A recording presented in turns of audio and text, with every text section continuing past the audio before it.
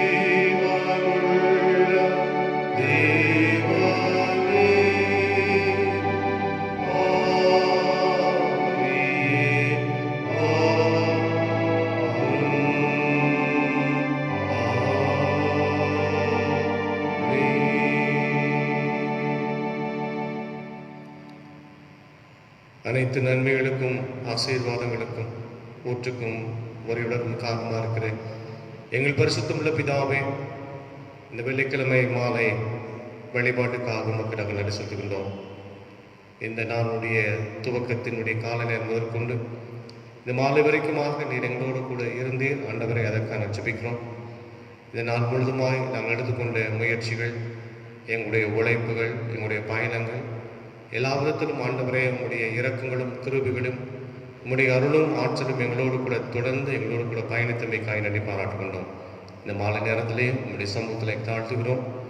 உங்களுடைய வார்த்தைகளை நாங்கள் தியானிக்கும் பொழுதும் உண்மை குறித்து நாங்கள் புகழ்ந்து பாடுகிற பொழுதும் அதன் மூலியமாய் இன்னும் பல ஆற்றல்களையும் நல்ல நிறைவான வாழ்வை நாங்கள் பெற்றுக்கொள்ள ஆண்டு தாமை கிருபித்தார்.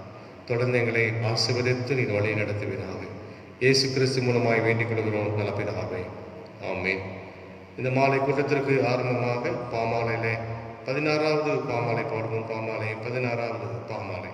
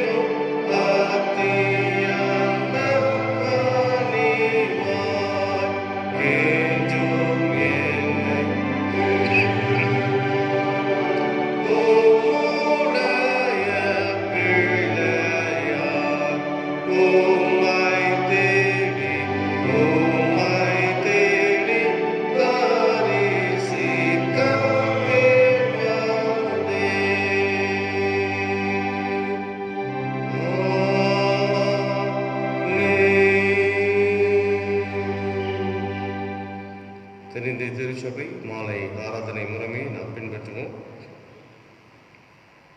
நம்முடைய பிதாவாகிய கடவுளாலும் கர்த்தராகிய இயேசு கிறிஸ்துவினாலும் உங்களுக்குள் கிருபையும் சமாதானமும் உண்டாவதாக. சூரியன் உதிக்கும் திசை தொடங்கி அது அஸ்தமிக்கும் திசை மற்றும் கர்த்தருடைய நாமம் துதிக்கப்படுவதாக. கடவுள் ஒளியாயிருக்கிறார், அவர்கள் எவ்வளவேனும் இருளில்லை. அவர் ஒளியில் இருக்கிறது போல நாமும் ஒளியிலே நடந்தால் ஒருவரோடு ஒருவர் ஐக்கியப்பட்டிருப்போம். அவருடைய குமாரனாகிய இயேசு கிறிஸ்துவின் ரத்தம் சகல பாவங்களையும் நீக்கி நம்மை சுத்திகரிக்கும். ஆண்டவரே, உதடுகளை திறந்தருளும், அப்படி எங்கள் வாயுடைய புகழை அறிவிக்கும். பிதாவுக்கும் குமாரனுக்கும் பரிசுத்தாவிக்கும் மகிமை உண்டாவதாக. ஆதியிலும் எப்பொழுதுமான சதா காலங்களிலும் மகிமை உண்டாவதாக. ஆமேன். எங்கள் தந்தையாம் கடவுளே, உமது வல்லமையாலும் ஞானத்தாலும் எல்லாவற்றையும் படைத்து உமது குமாரனை ரட்சிக்கிறார் உங்கள் திருமணத்தில் அன்பு கூர்ந்தீரே, உம்மை போற்றுகிறோம். குமாரனாம் கடவுளே, பாவத்தை தவிர்த்து எல்லாவற்றிலும் எங்களைப் போல் மனிதனாகி எங்கள் பாவங்களுக்காக ஒப்புக் கொடுக்கப்பட்டு எங்கள் நீதிக்காக உயிர்த்தெழும்பியவரே, உம்மை போற்றுகிறோம். பரிசுத்த ஆவியானவராக கடவுளே, எல்லா உடம்புகளுக்குள்ளும் எங்களை வழிநடத்தி கடவுளின் அன்பை எங்கள் நெஞ்சில் பொழிகிறவரே, உம்மை போற்றுகிறோம். பிதா, குமாரன், பரிசுத்தாவியா கடவுளே, உமக்கு எக்காலமும் எல்லா புகழும் மகிமையும் உண்டாவதாக.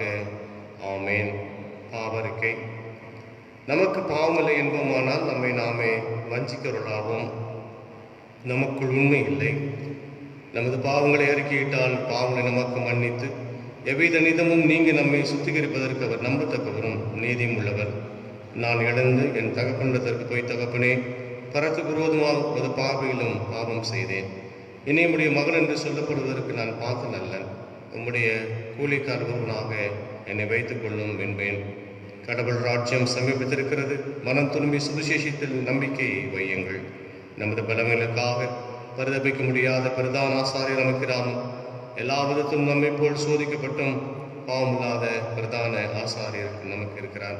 ஆகையால் நாம் யாரும் முழங்கால் படியிட்டு நம்மை நாமே சோதித்து அறிவோம். ஜெபம் செய்வோம்.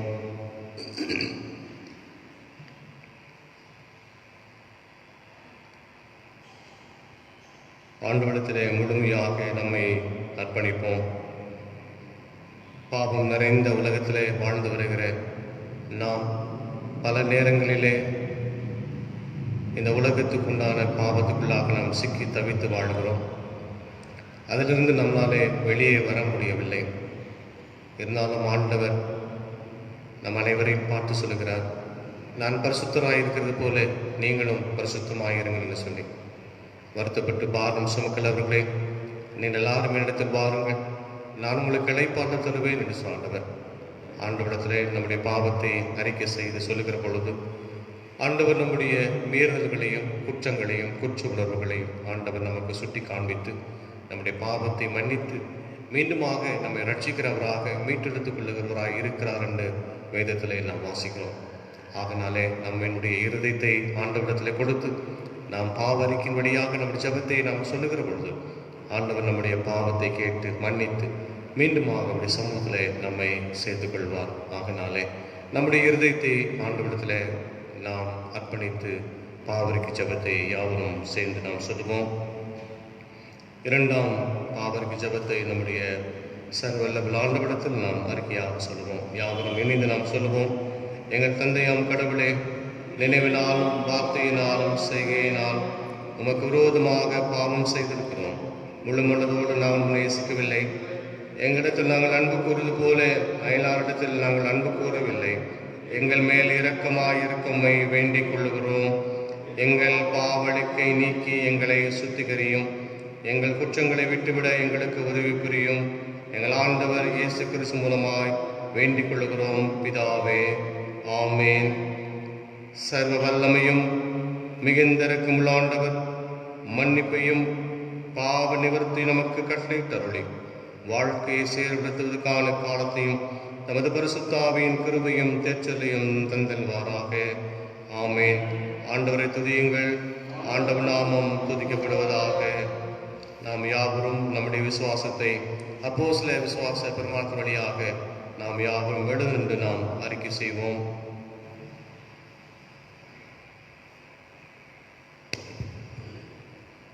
வானத்தையும் பூமியும் படைத்த சர்வல பிதாவாகிய தேவனை விசுவாசிக்கிறேன். ஒரே குமாரனாகிய நாதர் இயேசு கிறிஸ்துவை விசுவாசிக்கிறேன். அவர் பரிசுத்தாவினாலே கன்னிமரிடத்தில் உற்பவித்து பிறந்தார். பொந்து பிலாத்தின் காலத்தில் பாடுபட்டு சிலுவில் அறையுண்டு மரித்து அடக்கம் பண்ணப்பட்டு பாதாளத்தில் இறங்கினார். 3ஆம் நாள் மருத்துவெழுந்தருளினார். பரமண்டத்துக்கு ஏறி சர்வல பிதாவாகிய தேவனுடைய வலது பாசத்தில் வீற்றிருக்கிறார். அவிடத்தில் எல்லோரையும் மரித்தோரையும் நியாயம் தீர்க்க வருவார். பரிசுத்தாவி விசுவாசிக்கிறேன். பொதுவாயிருக்கிற பரிசபையும் பரிசுத்தவான்களுடைய ஐக்கியமும் பாவ மன்னிப்பும் சரீர வைத்துள்ளதும் நித்திய ஜீவனுடைய விசுவாசிக்கிறேன். ஆமென். கர்த்தர் உங்களோடு இருப்பாராக, பிதாவோடு இருப்பாராக. ஜெபம் செய்வோம்.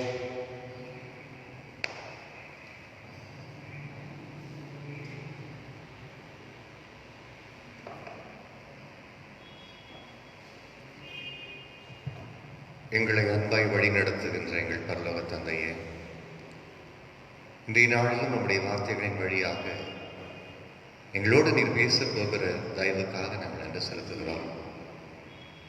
இந்த முகநூல் வழியாக இந்த வழிபாட்டை பார்த்து நம்முடைய நாமத்தை அறிந்து கொள்ளுகின்ற நம்முடைய பிள்ளைகள், இந்த திருமறையின் வாயிலாக எங்கள் வாழ்க்கை பாதைகளை சபை பண்ணி கொண்டிருக்கின்ற நாங்கள் தொடர்ந்து உமக்கென்று வாழவும் உண்மையே நாங்கள் நேசிக்கவும் எங்களுக்கு ஒவ்வொரு நாளும் ஆற்றல் தந்து வழி நடத்தும். தொடர்ந்து நீரை பொறுப்பெடுத்துக் கொள்ளும். என் வாயின் வார்த்தைகள், உள்ளத்தில் எண்ணங்கள், சிந்தனைகள் உம்மை மாத்திரம் பிரியப்படுத்த அருள்தார். தந்தை, மகன், தூய் ஆவியின் திருப்பெயரிலே ஆமென். இந்த மாலை வழிபாட்டிற்கு வருகை தந்திருக்கிற உங்கள் ஒவ்வொருவரையும், குறிப்பாக முகநூல் வழியாக இந்த வழிபாட்டை ஆண்டவருடைய நாமத்தை நாம் தொழுது கொண்டிருக்கிற ஒவ்வொருவரையும் இறை மகனாம் இயேசுவின் இனிய பெயரில் அன்போடு வாழ்த்துவதிலே மிக்க மகிழ்ச்சி அடைகிறேன். இன்றைய நாளிலே எதை குறித்து பேசலாம் என்று ஒரு நிலையில் ஆண்டவருடைய பாதத்தில் இருக்கும் பொழுது சங்கீதம் 2 குறித்து தியானிக்கலாம் என்று சொல்லி, கடவுள் எப்படி மனிதனோடு பேசுகின்றார், இன்றைக்கு இந்த உலகத்தில் நடைபெற்று கொண்டிருக்கிற காரியம் என்ன, இவைகளோடு இணைத்து இன்றைய சூழலுக்கு ஏற்ப இந்த திருமறை பகுதியை தியானிக்கலாம் என்று சொல்லி ஆண்டவர் மூலமாக கொடுக்கப்பட்ட இந்த வார்த்தைகளை உங்களோடு பேச ஆசைப்படுகிறேன். சங்கீதம் 2 அதை நாம் படித்து பார்க்கும் பொழுது, ஜாதிகள் கொந்தளித்து என்று சொல்லி ஆரம்பிக்கின்ற ஒரு நல்ல ஒரு சூழல் அல்ல, கொந்தளிக்கின்ற ஒரு சூழல்.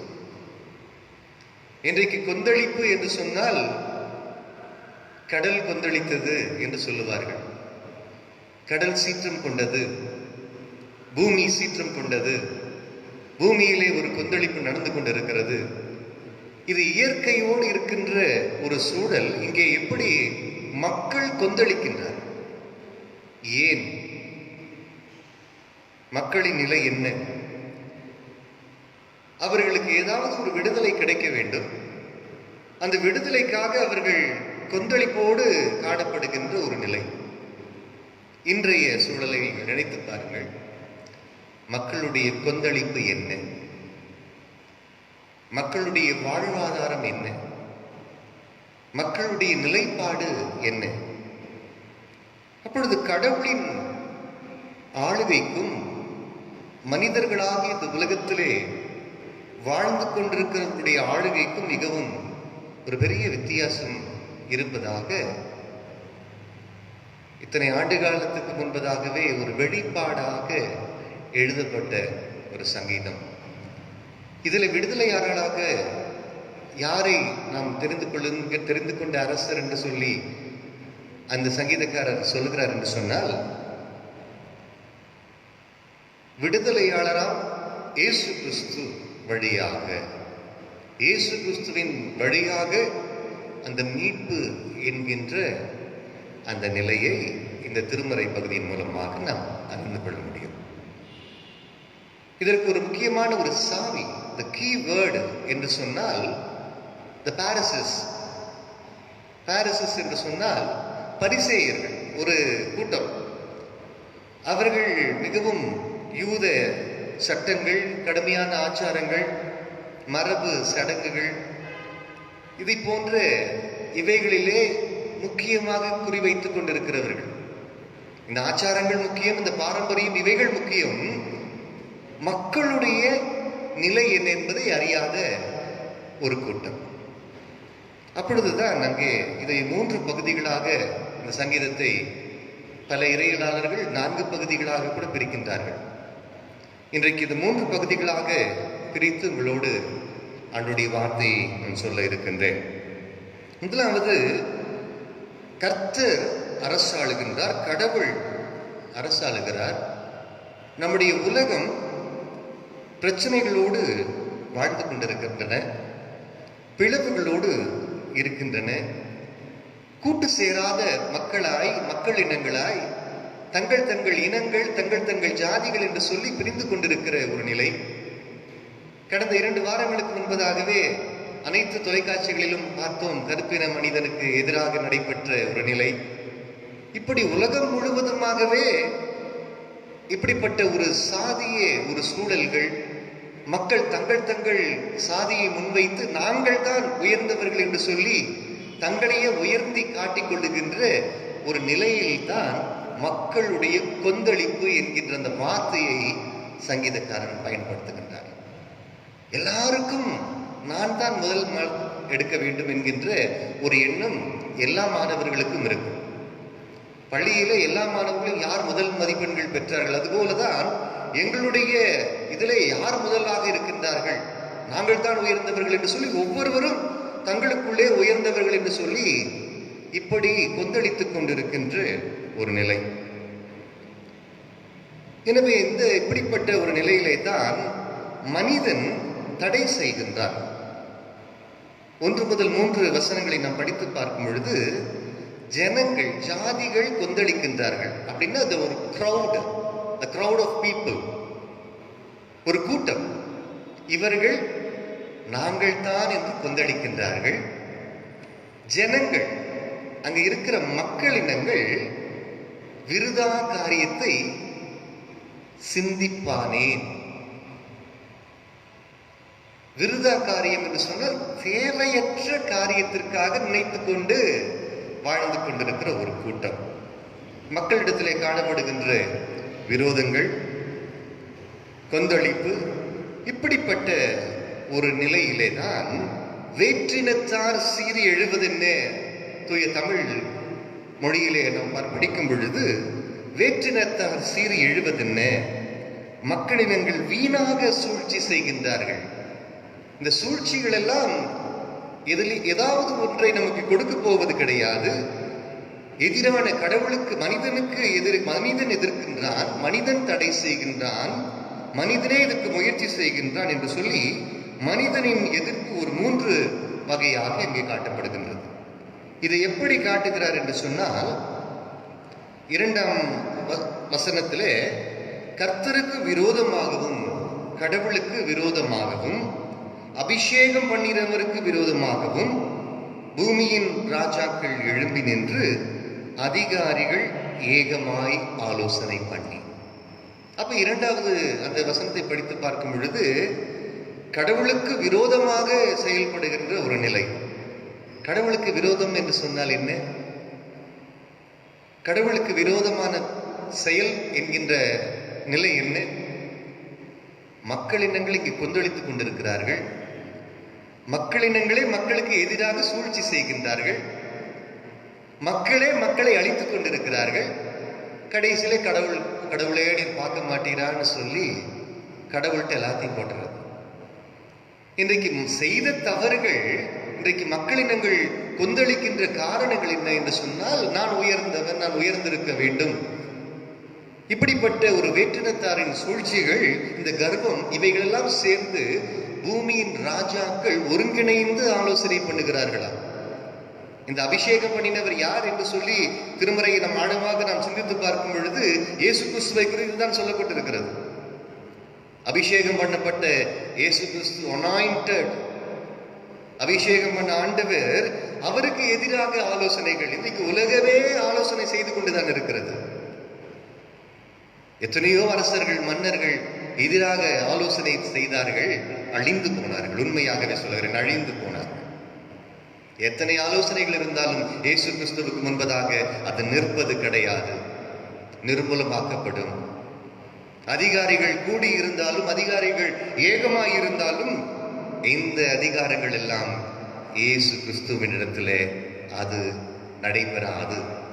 ஏனென்று கேட்டால், உங்களையும் என்னையும் நேசிக்கின்ற, அந்த அன்பு கூறுகின்ற, அந்த அனாயிண்டட், அபிஷேகம் பண்ணப்பட்ட அவருக்கு விரோதமான இரண்டு பகை என்று பார்க்கும் பொழுது கர்த்தருக்கு விரோதமாகவும், யெகோவா அவர் அபிஷேகம் பண்ணின கடவுளுக்கு முன்பதாகவும் அவர்கள் ஆலோசனை செய்கின்ற ஒரு நிலை. அதற்கு அடுத்தது இதிலே பார்க்கும் பொழுது ஆஸ்திகளுக்கு எதிர்ப்பு கிடையாது, மதத்துக்கும் கடவுளுடைய கருத்துக்கும் எதிர்ப்பு கிடையாது. உண்மையான கடவுள் கிறிஸ்து என்று காட்டுகின்ற ஒரு நிலை, அதிலே ஒன்று கூடி சதி செய்கின்றார்கள். இதுதான் அந்த சங்கீதக்காரனுடைய அந்த வெளிப்பாடாகிய ஒரு சங்கீதம். எனவே 2ஆம் அதிகாரம் 3வது வசனத்திலே படித்து பார்க்கும் பொழுது அடங்க மறுக்கின்றான். எவ்வளவுதான் கொரோனா வந்தாலும் உனக்கு திருந்தலை, யாரும் மனமாற்றம் அடையல. இன்னும் அதே சண்டை, அதே ஜாதி சண்டை, அதே குடும்ப சண்டை, அதே குடும்ப பிரச்சனை. இன்னும் மனுஷன் மாறல. இன்னும் ரோட்ல போறவங்களை திட்டிகிட்டே இருக்கிறான். ஒரு அன்பு கூற வேண்டும் என்று சொல்லி அடங்கி வாழ அந்த நிலை கூட இல்லை. எவ்வளவு பேர் கொத்து கொத்தாக செத்துக் கொண்டிருக்கிறார்கள் இந்த உலகத்தில். கடவுளுக்கு அடங்கி நடக்க வேண்டும், அடங்க மறுக்கின்றார். அவர்கள் கட்டுக்களை அறுத்து, அவர்கள் கலகக்கார குணம், ஏதாவது ஒன்று செய்ய வேண்டும் என்கின்ற ஒரு குணம். இப்பொழுதுதான் கடவுள் பதில் சொல்லுகின்றார். இந்த 3 வசனங்கள் என்னத்தை நான் சொன்னேன் என்று சொன்னால், இந்த 3 வசனம் மனிதன் எதிர்க்கிறான், ஆனால் கடவுள் எப்படி பதில் சொல்லுகிறார் என்று சொல்லி அழகாக இந்த சங்கீதக்காரன் எழுதியிருக்கிறார். ஆன்சர்ட், பதில் சொல்லுவது எப்படின்னு கேட்டா, கடவுள், நம்ம பாருங்க 4வது வசனத்துல, பரலோகத்தில் வீற்றிருக்கிறவர் நகைப்பார்.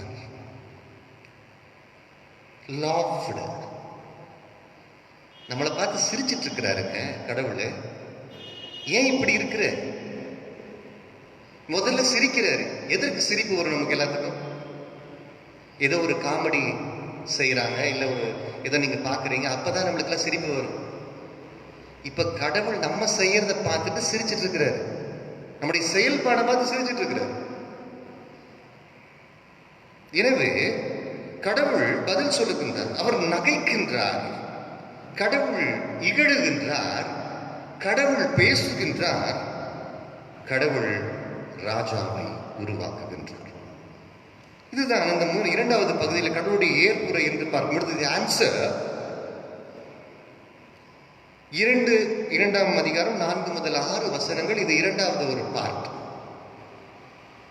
இதை பார்த்துட்டு அடுத்தது கிறிஸ்துவின் அந்த ஒப்பற்ற தன்மை, அவருடைய ஆளுகைக்குள்ளாக எல்லாவற்றையும் ஒப்படைக்கின்ற சர்வாதிகாரம், எல்லாவற்றையும் ஒப்படைக்கின்ற ஒரு நிலை. அதான் சொல்றாரு, தீர்மானத்தின் விவரம் சொல்லுவேன்.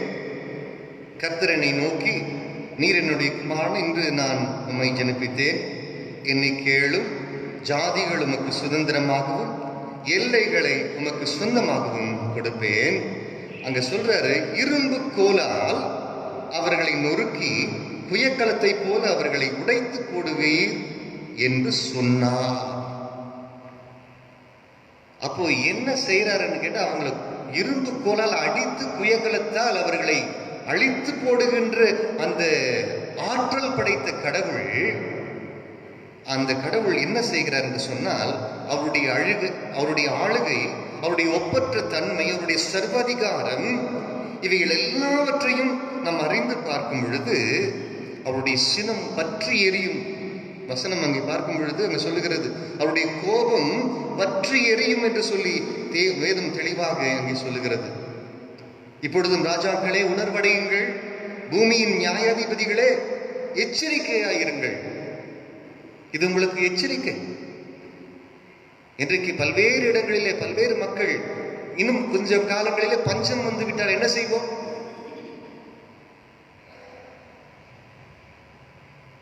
2 3 வேளை உணவு சாப்பிட்டுக் கொண்டிருக்கிறவர்கள் ஒரு 2 வேளை உணவு தான் சாப்பிட முடியும், ஒரு வேளை உணவு தான் சாப்பிட முடியும் என்கிற நிலை வந்தால் நாம் என்ன செய்வோம்?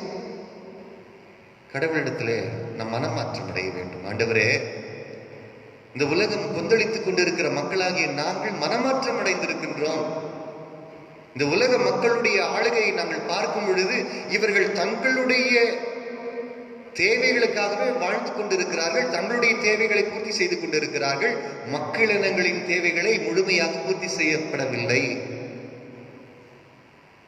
நீர் வாரும் ஆண்டவரே, நீர் மீண்டும் எங்களை ஆளும், எங்களுடைய கண்ணீரை பாரும், எங்களுடைய அவல குரலை கேளும் என்று சொல்லி நாம் மனமாற்றம் அடைந்து ஆண்டவரிடத்திலே கேட்கும் பொழுதுதான் அவர் நம்முடைய உணர்வுகளை புரிந்து கொண்டு, நம்முடைய உள்ளத்தின் எண்ணங்களை புரிந்து கொண்டு நமக்கு ஒரு விடுதலையாளராக, தூய ஆவியராக நம்மை வழிநடத்த வல்லவராய் நம்மோடு செயல்படுகின்ற ஆண்டவராயிருப்பார். எனவே அவரிடத்திலே அடைக்கலம் புகுவோர், அவரிடத்திலே அண்டிக் கொள்ளுகின்ற யாவரும் பாக்கியவான்கள். ஒரே சோர்ஸ், ஆண்டவரே நீர், உன்னுடைய இடத்துல நான் வந்துட்டேன். அடைக்கலம் புகுவோர் பாதுகாக்கப்படுவார்கள், அடைக்கலம் இல்லாத மக்கள் அழிந்து போவார்கள். இதுதான் இந்த சங்கீதக்காரன் தெளிவாக ஒரு பெரிய ஒரு இறைவாக்காக எழுதியிருக்கின்ற ஒரு சங்கீதம். எனவே தான் இன்றைக்கு இந்த சங்கீதத்தை நீங்கள் வீட்டில் இருக்கும் பொழுது முழுமையாக 2-3 முறை நீங்கள் வாசித்து பாருங்கள். எவ்வளவு ஆழமாக புரிந்து கொள்ள வேண்டிய ஒரு திருமறை பகுதி, ஒரு தீர்க்க தரிசன பகுதி. இன்றைக்கு என்னுடைய வாழ்வின், என்னுடைய அனைத்து பயணங்களோடு பயணிக்கின்ற ஒரு பகுதி. இன்றைக்கு நான் மனமாற்றத்துடனே கடவுளிடத்தில் அடைக்கலம் புகும் பொழுது, கிறிஸ்து இயேசுவின் ஆளுகை எனக்கு வேண்டும் என்று சொல்லி அவரிடத்தில் அடைக்கலம் புகும் பொழுது, நீங்களும் நானும் அவரோடு இணைந்து பாக்கியம் பெற்றவர்களாக வாழ ஆண்டவர் நம்மை வழிநடத்துவார். தலைகளை தாழ்த்துவோம். பரலோக பிதாவே, நீர் எங்களோடு பேசினீர் சில மணித்துளிகள். உம்மை பற்றி ஆராய அடியேனுக்கும் ஒரு வாய்ப்பை கொடுத்தீரே சுவாமி. முதலில் தாழ்த்துகிறேன். தொடர்ந்து நீர் பேசும். இப்படி நொறுக்கப்படுகின்ற மக்கள், உடைக்கப்படுகின்ற மக்கள், ஓரங்கட்டப்பட்டிருக்கிற மக்கள், நொறுக்கப்படுகின்ற மக்கள், the crushed people, இவர்களோடு நீர் அவருடைய தேவைகளோடு இணைந்து ஆளுகை செய்து எங்கள் வாழ்வின் எல்லா அவலக்குரல்களிலேயும் நீர் எங்களோடு பயணிக்க ஆற்றல் தாரும். தொடர்ந்து நீர் எங்களோடு பேசும். இந்த வழிபாடுகளிலே உம்மை நோக்கி நாங்கள் ஒவ்வொரு நாளும் கெஞ்சி மனமாற்றத்திற்கு நேராய் வாழ ஆற்றல் தாரும். தந்தை, மகன், தூய ஆவியின் திருப்பெயரிலே ஆமென்.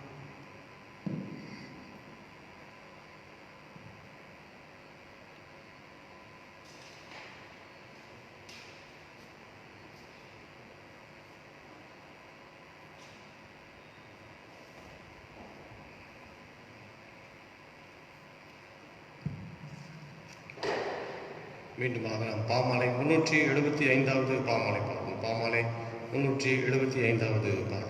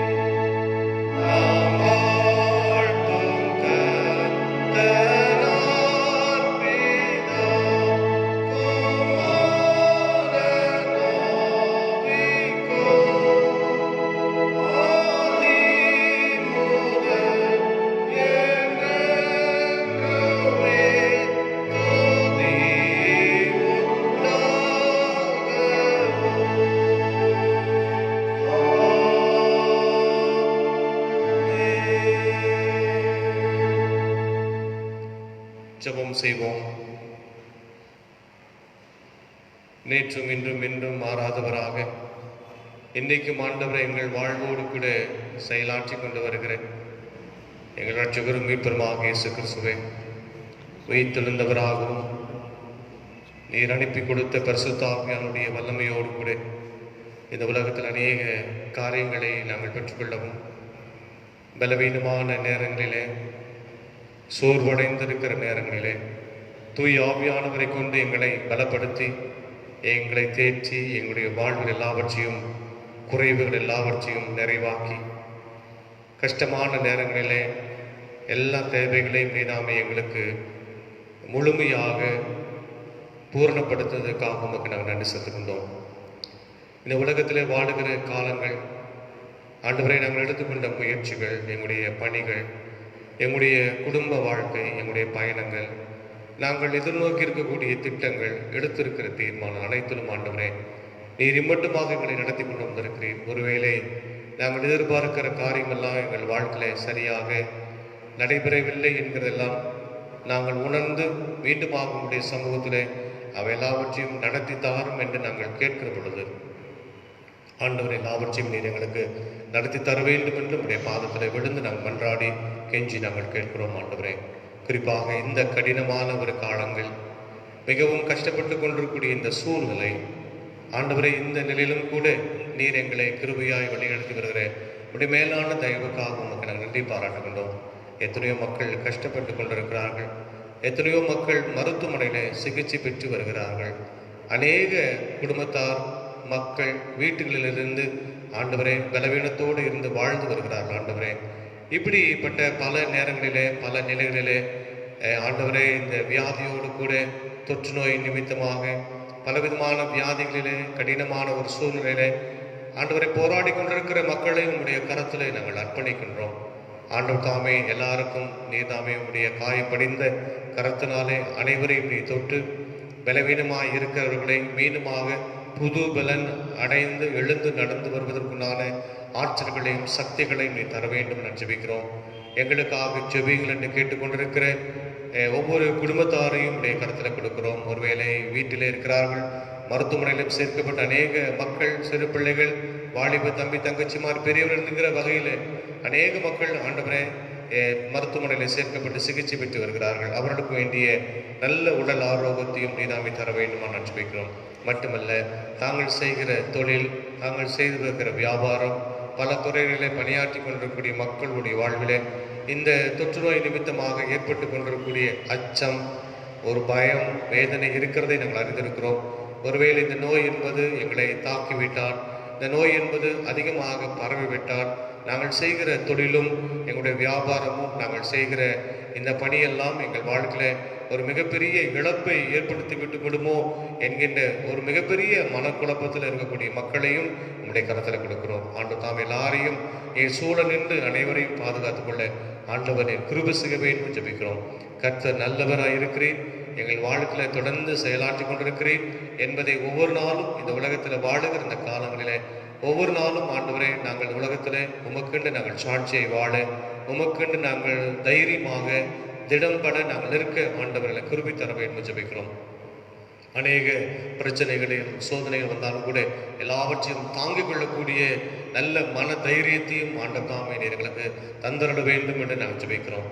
பல எதிர்பார்ப்புகள் எங்களுக்கு இன்று கிடைக்கப்பெறாத பல சூழ்நிலைகள் இருந்தாலும் கூட அவை எல்லாவற்றையும் வருகின்ற காலங்களாவது நாங்கள் கிடைக்க பெறுவதற்கு ஆண்டவர் தாமே என் உதவி செய்ய வேண்டும் என்று ஜெபிக்கிறோம். அநேக மக்கள் கஷ்டப்பட்டு கொண்டிருக்கிறார்கள். வீடு இல்லாத ஒரு சூழல் ஆண்டவரே, அநேக மக்கள் ஒரு இடத்தை விட்டு இன்னொரு இடத்திற்கு புலம்பெயர்ந்து போய் கொண்டிருக்கக்கூடிய அநேக மக்கள், வேலை இல்லாதபடிக்கு கஷ்டப்பட்டு வாழ்ந்து வருகிற மக்கள், இப்படி சாப்பாட்டு கூட வழியில்லாத நிலையில தடுமாறி கொண்டிருக்கக்கூடிய மக்கள் இருக்கிறார்கள் என்பதை ஒவ்வொரு நாளும் நாங்கள் அறிந்து வைத்திருக்கிறோம். அவர்களுக்காக நான் ஜெபிக்கிறோம், மன்றாடுகிறோம். ஆண்டவர் தாமே எல்லாருக்கும் வேண்டிய எல்லா தேவைகளை சந்தித்து ஆண்டவரை அவர்களும் நிம்மதியாய் வாழக்கூடிய வகையிலே ஆண்டவர் நீர் அவளுக்கு வேண்டிய நல்ல தாளந்துகளையும் நல்ல கிருவிகளையும் நல்ல தேற்றுதலையும் நீ தாமே தந்திட வேண்டும் என்று நாங்கள் ஜெபிக்கிறோம்.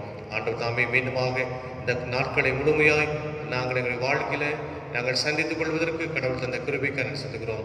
இந்த நாளில் நாங்கள் பெற்றுக்கொண்ட சந்தோஷம், எங்கள் வாழ்க்கையில் நாங்கள் கிடைக்கப்பட்டிருக்கிற சமாதானத்துக்காக நாங்கள் ஜெபிக்கிறோம். ஒருவேளை இதிலேயும் எங்கள் வாழ்க்கையில் தடுமாற்றம் இருக்கும் என்று சொன்னால் ஆண்டவரே, அதையும் நீர் எங்களுக்கு மாற்றி அமைத்து கொடுத்து நல்ல ஒரு வாழ்க்கை வாழ்ந்து உமக்கென்று நாங்கள் உடைய நாமத்தை நாங்கள் போற்று ஆண்டவர் நாமே கிருபை தர வேண்டும் ஜெபிக்கிறோம். உலகத்தில் வாழ்கிற பல்வேறு மக்கள் பல நிலைகளிலே கஷ்டப்பட்டு கொண்டிருக்கக்கூடிய சூழ்நிலையிலே நாங்களும் ஒருவர்களாக வாழ்ந்து வருகின்ற காலங்களிலே எங்களுக்கு வேண்டிய நல்ல வாழ்வையும் வாழ்வாதாரத்தையும் நீதாமை தந்து வழிநடத்த கர்த்தர் கிருபை தாரும். அது மட்டுமல்ல, ஒருவருக்கொருவர் நாங்கள் நேசிக்கவும் அன்பு பாராட்டவும் மனித நேயத்தோடு கூட ஆண்டவரை நாங்கள் வாழ ஆண்டவர் தாமினை கிருபை தர வேண்டும் ஜெபிக்கிறோம். நாங்கள் கேட்ட சத்தியத்தின் வழியின் அடிப்படையிலே ஆண்டவராக இயேசு கிறிஸ்து ஒருவர் மாத்திரமே இந்த உலகத்தில் எங்களுக்கு வாழ்வும் வழியும் உண்மையுமாய் இருக்கிறீர் என்பதெல்லாம் நாங்கள் அறிந்து கொண்டு உண்மை நாங்கள் பின்பற்றி வாழ ஆண்டவரை கிருபை தர வேண்டும் என ஜெபிக்கிறோம். எல்லா சூழ்நிலைகளும் ஆண்டவராக இயேசுவானவர் என்னைக்கும் எங்களோடு கூட வாழ்ந்து வருகிறேன் என்கிறதையும் நாங்கள் ஒவ்வொரு நாளும் எங்களுடைய மனக்கண் முன்பதாக கொண்டு வந்து நாங்கள் நிறுத்தி, நீர் எப்படி இந்த உலகத்தில் வாழ்ந்தீரோ அதே போல நாங்களும் இந்த உலகத்தில் நாங்கள் வாழ்ந்து அநேக மக்கள் முன்மாதிரியாக வாழ ஆண்டோடு கிருபை தர வேண்டும் ஜெபிக்கிறோம். எங்களை தாழ்த்துகிறோம். இந்த நாளுடைய இரவு நேரத்தை நல்ல நேரமாக நீ தாரும். மீண்டுமாக நீ தருகிற புதிய பலத்தோடு புதிய கிருபையோடு ஆசீர்வாதத்தோடு ஒரு புதிய நாளை நாங்கள் பார்த்து நன்றி செலுத்தி வருகின்ற நாட்களையும் தொடர்ந்து எங்களுடைய பணிகளை நாங்கள் துவங்க ஆண்டவரால் பாராட்டுவதாக எங்களை தாழ்த்துகிறோம், அர்ப்பணிக்கிறோம். எல்லா மகிமையும் கண்ணத்தையும் உமக்கு செலுத்துகிறோம். இயேசு கிறிஸ்து மூலமாய் வேண்டிக் கொள்கிறோம் எங்கள் அன்பு பிதாவே, ஆமேன். நம்முடைய ஆண்டவராக இயேசு கிறிஸ்துவின் கிருபையும் பிதாவாகிய தேவனுடைய அன்பும் பரிசுத்த ஆவியாருடைய ஐக்கியம், சந்தோஷம், சமாதானம் உங்கள் அனைவரோடும் இன்றும் என்றும் சதா காலங்களிலும் நிலைத்திருப்பதாக.